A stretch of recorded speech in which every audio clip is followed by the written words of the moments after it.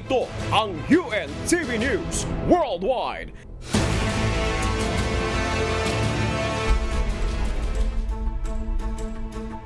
Good morning. Salamat sa Diyos for another terrific Tuesday.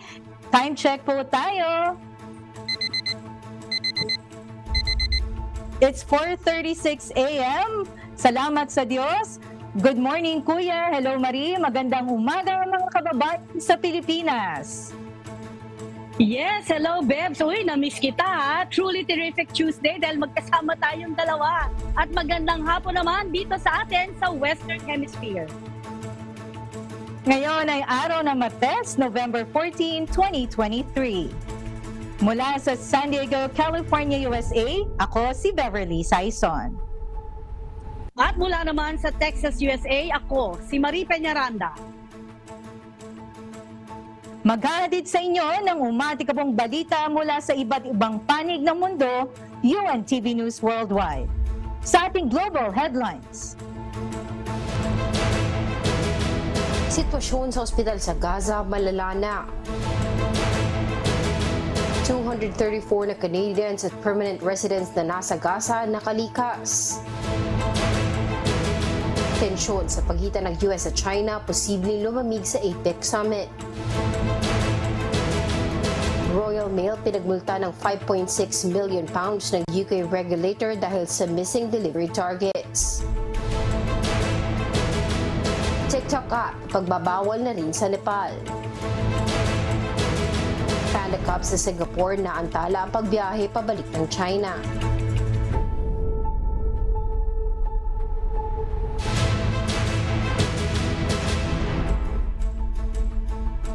Una sa ating mga umatikabong balita. Itinanggi ng mga health officials at mga taong nasa loob ng pinakamalaking ospital sa Gaza na tinutulungan sila ng Israel.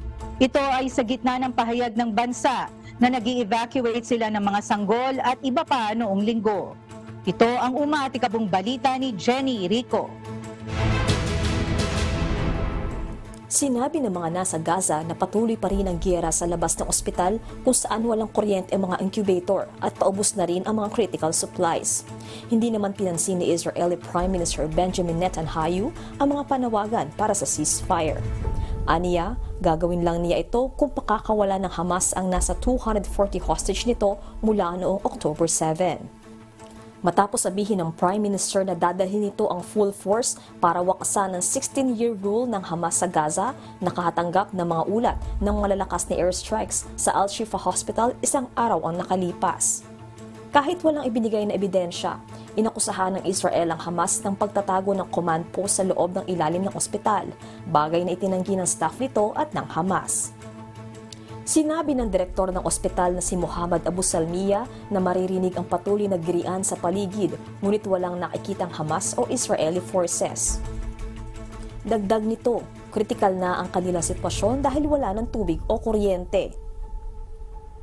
3 sanggol at 4 na pasyente na ang nasawi. Nawala na din ng gasolina ang generator nito noong Sabado. Sinabi ng Israeli military na naglagay sila ng 300 litro ng gasolina malapit sa Shifa para sa emergency generator ng ospital, ngunit hindi pa ito nakukuha. Ayon kay Health Ministry Undersecretary Munir Al-Bursh, may mga Israeli snipers na nakadeploy sa paligid ng Shifa. Ilang airstrikes na din ang nakasira ng ilang bahay malapit sa ospital at naiulat na 3 ang nasawi, kabilang ang isang doktor. Ayon sa Health Ministry, nasa 1,500 ang pasyente sa Shifa, 1,500 ang medical personnel at 15,000 hanggang 20,000 ang naghahanap ng matutuluyan. Nasa 2.3 milyong Palestino naman ang na-trap sa enclave. Sinabi naman ni PM Netanyahu na nasa Hamas ang responsibilidad kung may masaktang mga sibilyan. Ito ay sa gitna ng akusasyon nilang ginagamit ng grupo ang mga sibilyan bilang human shield. Jenny Rico, UNTV News and Rescue. Diyos ang aming sandigan, serbisyo publiko ang aming pinahahalagahan. Samantala sa kaugnay namang balita, nakalabas na ang 234 Canadians at permanent residents kasama ang kanilang eligible na kapamilya mula sa Gaza Strip. Mula sa New Brunswick, Canada, may umatikamong balita si Charles Corpus. Live!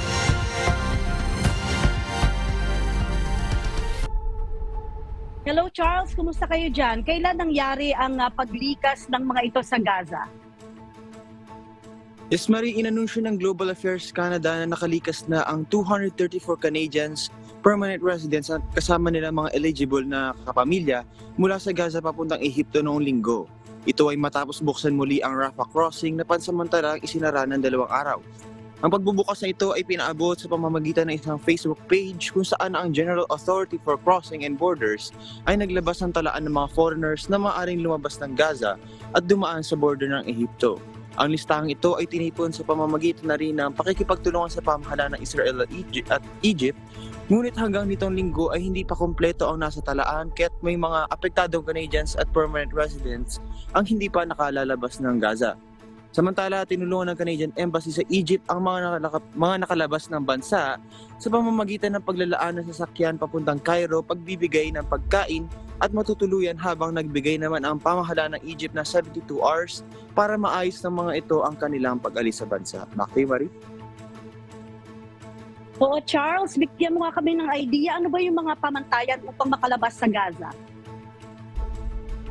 Yes, Marisa, ngayon nga ayon sa Global Affairs Canada ay hindi rin ma-determine kung kailan at ilang tao ang makakalabas sa crossing each day. At dahil nga hindi natin maasahan ng sitwasyon ay ang inaasahan nga na sinasuggest nga ng mga Canadians ay dapat handa para sa mga susunod pa mga delays at kung mayroon mga unexpected closure sa border. Back to you, Marie. Okay Charles, patuloy kaming makikibalita sa inyo patungkol naman sa mga updates tungkol sa mga citizen at saka mga permanent residents ng Canada na naipit naman dyan sa kaguluhan sa Gaza. Salamat Charles Corpus, live mula sa New Brunswick, Canada. Pinagmulta ang British Postal Service ng UK regulator bunsod ito ng hindi pagtupad ng first and second class delivery targets sa UK. Ito ang umaatikabong balita ni Val Onya. Hindi natupad ng Royal Mail, ang British Postal Service at Courier Company ang kanilang mga obligasyon sa paghahatid ng kanilang delivery targets. Kaya naman pinagmulta ng UK mail regulator na British Office of Communication o Ofcom ang Royal Mail ng £5.6 million o mahigit sa 380 million pesos. Ayon sa Ofcom, nagdulot ito ng malaking pinsala sa mga customer. Hindi rin nila nagsasagawa ng sapat na aksyon ang mail courier para maiwasan ito. Nadismaya rin naman ang Royal Mail sa kanilang naging performance. Anila naapektuhan ang kalidad ng kanilang serbisyo dahil sa isang dispute na humantong sa 18 araw na pagwewelga. Sa ilalim ng mga panuntunan ng Ofcom, kailangan maihatid ang Royal Mail ng 93% ng first class mail on time sa unang araw at 98.5% na second class na mail on time sa loob naman ng 3 araw.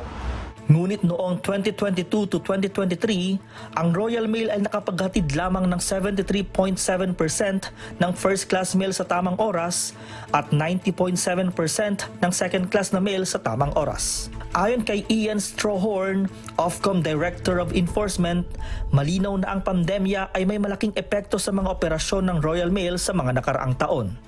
Ngunit binalaan nila ang kumpanya na hindi na nito magagamit iyon bilang isang dahilan sa pagkukulang ng Royal Mail na hindi maihatid ang mga targets sa tamang oras.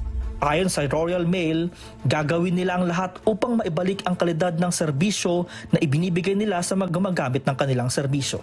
Dahil umamin sa kanilang pananagutan, binigyan ng Ofcom ang Royal Mail ng 30% discount sa multa na ipinataw dito at bibigyan sila ng 2 buwan upang mabayaran ito. Val Onya, UNTV News and Rescue. Diyos ang aming sandigan, serbisyo publiko ang aming pinahahalagahan.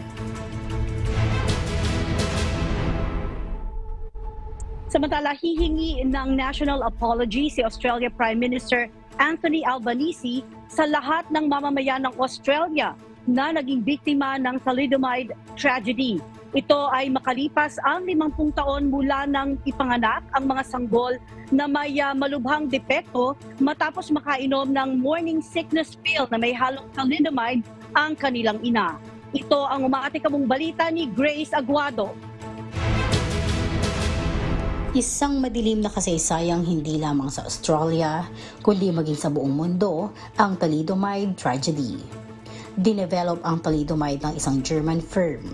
Ang Grunenthal at naipamahagi sa halos buong mundo bilang isang active ingredient na nakahalo sa mga pampakalmang gamot na kalimitang ginagamit ng mga nagbubuntis noong 1960s. Napag-alamang ito ay nakapagdulot ng malformation sa paa, muka at maging sa internal organs ng isang fetus sa loob ng tiyan ng ina. Tinatayang kumitil ng buhay ng nasa 80,000 mga sanggol habang nasa sinapupunan pa lamang at mahigit 20,000 sanggol naman ang naipanganak na may depekto. Bagaman malaking pinsala ang naidulot ng thalidomide tragedy, naging daan naman ito upang magkaroon ng worldwide overhaul sa mga drug testing regimes. Formal na hiningi ng paumanhin ni PM Albanese sa 146 na registered thalidomide survivors sa bansa bilang pagkilala na rin sa mga sanggol na namatay at sa mga pamilya na naglusa para sa mga ito. Isasagawang apology sa Parliament sa November 29, 2023. Grace Aguado, UNTV News and Rescue. Diyos ang aming sandigan, serbisyo publiko ang aming pinahahalagahan. Pinangangambahan ng Nepal ang umano'y nakapipinsalang epekto sa lipunan ng paggamit ng TikTok. Kaya naman ipagbabawal na rin sa bansa ang paggamit nito. Ito ang umaatikabong balita ni Access Salem. Inanunsyo ng Nepal na ipagbabawal na sa bansa ang paggamit ng TikTok app ng China. Ayon kay Nepali Minister for Communications and Information Technology, Rekha Sharma, ang desisyong iba ng paggamit ng TikTok ay pinagkasunduan sa isang cabinet meeting na isinagawa noong Lunes, November 13. Ang hakbang ay bunsod umano ng idudulot na negatibong epekto sa pagkakasundo sa lipunan at kagandahang loob dahil sa maling paggamit ng sikat na video sharing platform. Umabot na sa 1,600 kaso ng cybercrime ang kinasasangkutan ng TikTok sa bansa sa loob ng 4 na taon batay sa ulat ng local media. Nahaharap sa mga paghihigpit sa maraming bansa ang TikTok app ng China na mayroong humigit kumulang 1 milyong buwan ng user. Ito ay dahil sa ilang mga aligasyon gaya ng paglabag sa mga panuntunan sa data, mapabinsalang epekto sa kabataan, gayon din ang issue sa national security. Ilan sa mga bansa na nagban na sa paggamit ng TikTok ay ang Australia, Canada, United Kingdom, France, New Zealand at India. Samantala, wala pang opisyal na pahayag ang pamunuan ng TikTok kaugnay ng desisyon ng Nepal ipagbawal sa bansa ang paggamit ng app. Axis Salema, UNTV News and Rescue. Diyos ang aming sandigan, serbisyo publiko ang aming pinahahalagahan. Balik tayo sa Land Down Under. Pinayagan ng World Work Health and Safety o WHS Minister sa Australia ang paglalabas ng Decision Regulation Impact Statement o RIS kaugnay sa pagbabawal ng paggamit ng engineered stone sa bansa. Dumaan ang Decision RIS sa masusing proseso at pumasa sa assessment ng Office of Impact Analysis. Ito ang umaatikabong balita ni Danny Delieva. Sa kahilingan ng Work Health and Safety o WHS Ministers sa Australia, nagsumiti ang Safe Work Australia o SWA ng Decision Regulation Impact Statement o Decision RIS para prohibition on the use of engineered stone noong buwan ng Agosto. Batay sa pag-aaral, inirekomenda ng Decision RIS ang pagpapatupad ng total ban sa engineered stone. Ito ay bilang pangangalaga sa kalusugan at kaligtasan ng mga manggagawa laban sa silicosis at lung cancer. Ang engineered stone ay material na karaniwang ginagamit sa kitchen at bathroom benchtops na posibleng gawa mula sa silicon dioxide o silica. Ang silica ay nagpapakawala ng silica dust habang pinuputol na nalalanghap naman ng manggagawa. Dumaan sa independent expert review ng scientific evidence, economic impact analysis at kumuha din ng feedback mula sa stakeholders na apektado ng produkto ang Decision RIS at pumasa sa assessment ng Office of Impact Analysis. Gayon din ang special licensing scheme kaugnay naman sa existing benchtops at binigyang diin na kahit gaano kababang level ng cancer-causing silica ay hindi maituturing na ligtas. sang-ayon ang WHS ministers sa iba't ibang jurisdiksyon sa bansa na mahalagang mabigyang solusyon ang exposure ng mga trabahador sa paglanghap ng crystalline silica. Nakatakdang muling magkaroon ng pagpupulong ang mga opisyal bago matapos ang taon upang pagkasunduan ang isang national response ayon kay Federal Workplace Relations Minister Tony Burke. Samantala, kabilang ang New South Wales at Australian Capital Territory o ACT sa sang-ayon na magpatupad ng ban at iba pang paraan upang pigilin ang paggamit sa engineered stone. Ayon kay ACT Workplace Safety Minister Mick Gentleman, nakahanda ang kanyang teritoryo na magpatupad ng ban kahit hindi magkaroon ng kasunduan ang pamahalaan sa national level. Ayon pa sa ministro, hindi nararapat makakuha ng nakamamatay na sakit ang mga manggagawa dahil sa pagpasok sa trabaho, kaya't nararapat ipagbawal ang engineered stone. Danny De Leva, UNTV News and Rescue, Australia. Diyos ang aming sandigan, serbisyo publiko ang aming pinahahalagahan. Punta naman tayo dito sa US. Nakatakdang magkita ang two world's largest economies leaders ngayong Miyerkules sa San Francisco Bay Arena, USA para sa gaganaping Asia-Pacific Economic Cooperation o APEC Summit. Ang nasabing pagkikita ay inayos ng ilang buwan upang maisakatuparan. Ito na ang pangalawang pagkakataon na magkikita ng personal si President Biden at President Xi Jinping makalipas ang 2 taon ng G20 Summit na ginanap sa Bali, Indonesia.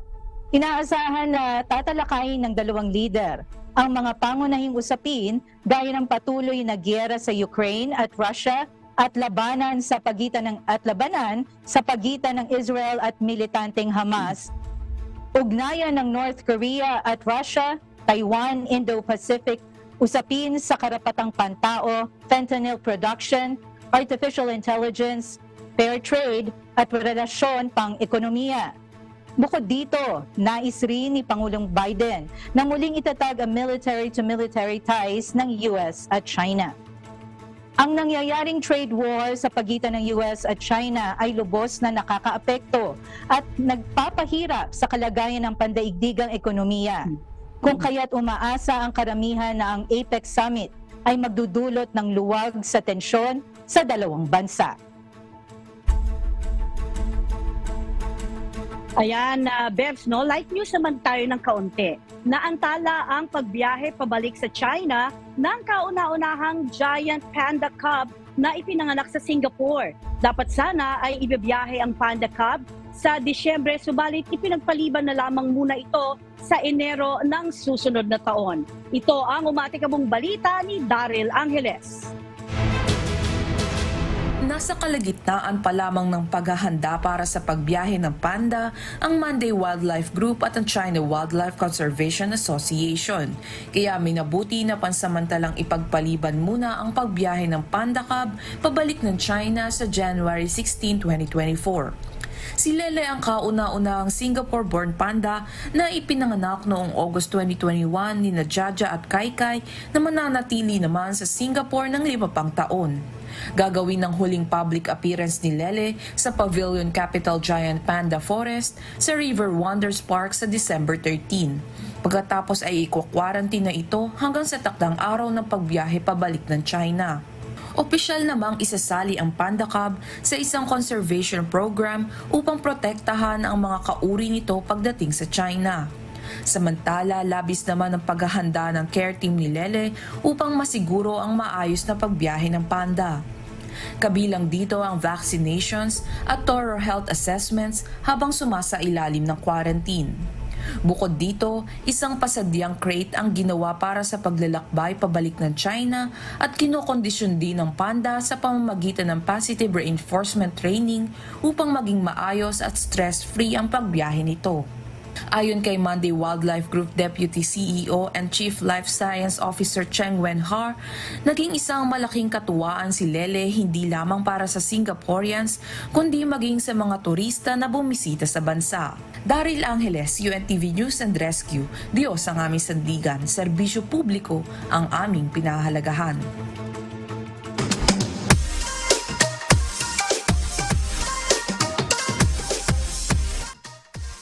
Ayan, Bebs, mahilig ka pa sa mga giant panda cubs. Sana makita rin natin si Lele, no? Pero ito na una, ang hindi natin makalilimutan, ang pinakaabangan nating lahat. Bebs, pwede bang bumati? Oh, syempre, pwede. Ayun, narito naman ang pagbati ng ating kababayan.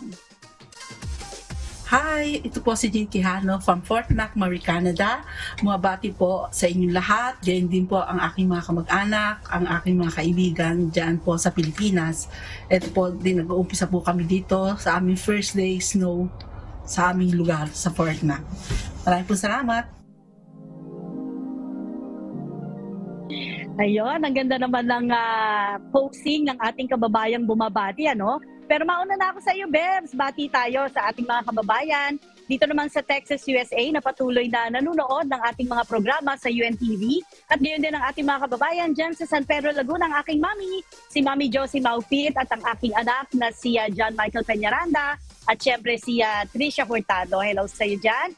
At ang ating mga ECU seniors na palagi nang kasama natin sa community prayer naman natin dito sa dako ng East Coast ng Amerika. Alam ko meron din kayo dyan sa banda naman ng West Coast USA, ano, Bebs? At syempre gusto rin natin batiin si Geraldine, sana ay si Geraldine Gamboa na nandiyan dyan ngayon sa Anaheim, California. Sana ay naka-tune in siya kahit medyo mahina ang kanyang connection ngayon. Nakakausapin naman natin mamaya, no, Bebs? Ayan ang ating mga pagbati sa araw na ito. Go ahead, Bebs, ikaw naman. Oo, Marino. Oo, tama ka dyan. No? Mahilig din ako sa mga giant pandas. Ang cute-cute nila. Tsaka parang ang sarap yakapin. Ano? Pero shout out muna tayo kay Sis Marie, at syempre kay Mami Let Malyari. Miss na po namin kayo. Nandun din syempre sina Arnel and Charlotte Ramos, Tita Josie Abir Sevilla, at mga taga-Kaligwapo ng San Diego lokal. At congratulations din sa mga kabataan ng West Coast USA sa isang matagumpay na Youth Convention and Sports Fest. At syempre, Maria, no, hindi natin pwedeng makalimutan yung mga masugid nating manonood. At para ituloy natin ang ating kwentuhan, nandiyan na yata si Sherwin. Maria, no, tawagin na natin. Hello, Sherwin. Yes, hello and good morning, Beb and Marie. At gusto ko na rin bumati Beb. Sige, go lang. Sige. Ayan, sige. O, kasi madalas nag-overtime kami, hindi kami makapag-shout out, hindi kagaya sa inyo kahit na talagang regular na merong shout out portion. Ayan. Happy Sabbath anniversary kay Sis Almira Beroya at sa kanyang kapatid din si Sis Aleli Mata na ngayon kasi meron na siyang 2 anak.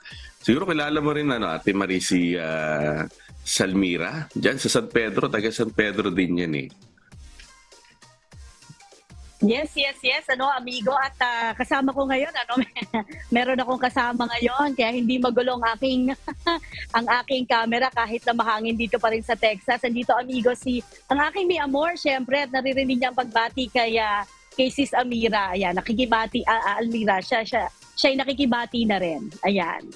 Okay, kamusta kay Brad Nomer, Medyo matagal-tagal na rin hindi nakikita. Payat na ba? O slim na si Brad Nomer? Surprise. Surprise. Sige, tingnan natin yan. Anyway, ilan sa mga patikim nating mga humahataw na balita ngayong umaga, itong ang paglaya o pansamantalang paglaya ni dating Senator Leila de Lima after ng almost 7 years na pagkakabilanggo dahil doon sa 3 kaso na isinampa laban sa kanya. At kahapon nga, tuluyan na itong nakapagpiyansa, nakalabas ng kulungan, kaya meron tayong maraming update patungkol diyan sa paglabas o paglaya pansamantala nitong si dating Senator Leila de Lima. At sa ating mga motorista, baka hindi niyo po alam, meron pong malaking rollback sa petroleum products ngayong umaga. Kaya kahapon, hindi rin muna ako nagpagas dahil na-advance naman yung information na today ang pagpapatupad niya ang dagdag bawas o bawas sa presyo ng diesel, gasolina, and kerosene. Ayan.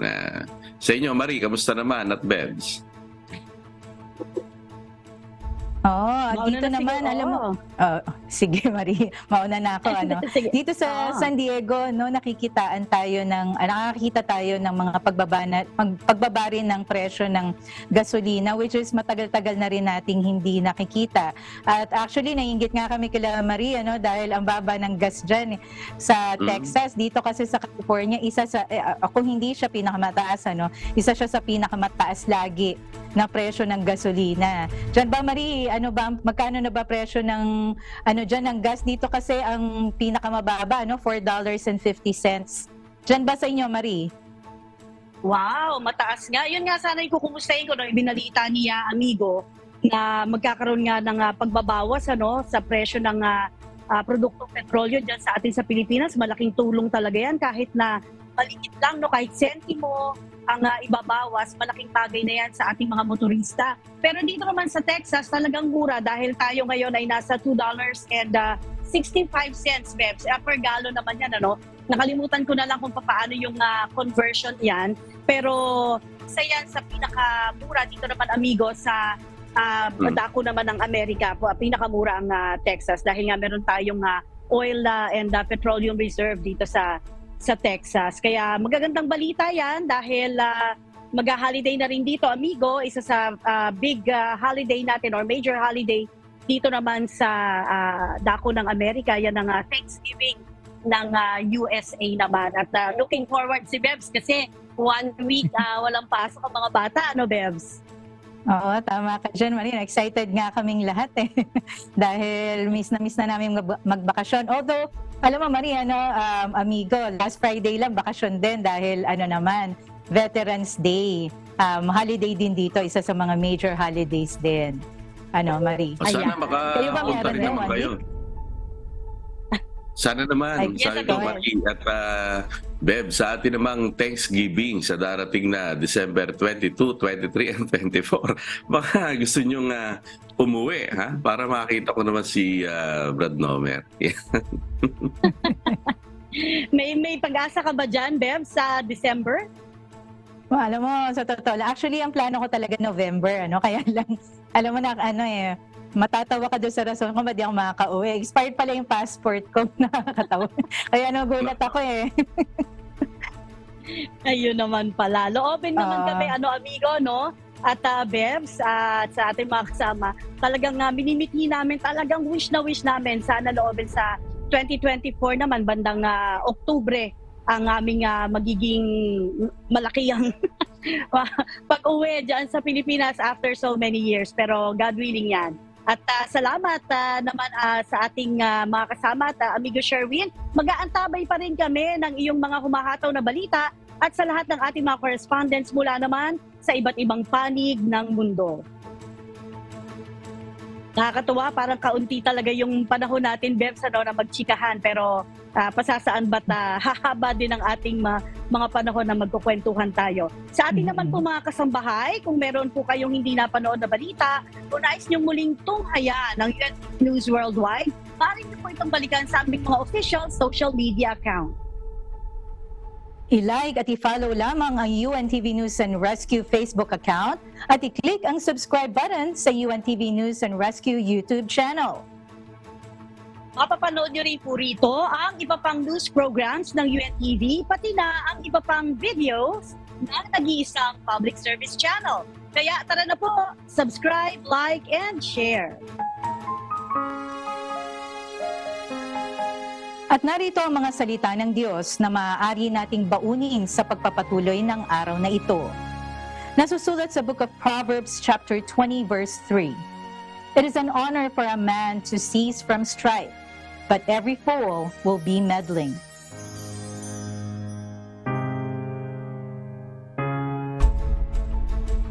Salamat po sa Diyos sa kanyang mga salita.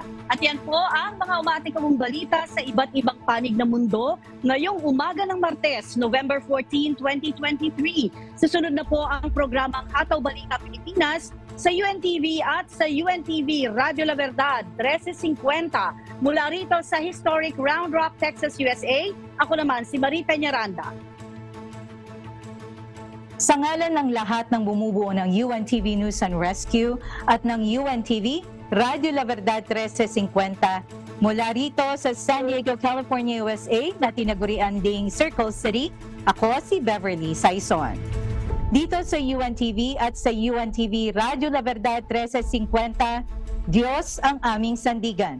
Serbisyo publiko ang aming pinahahalagahan. Milyong salamat po sa Diyos.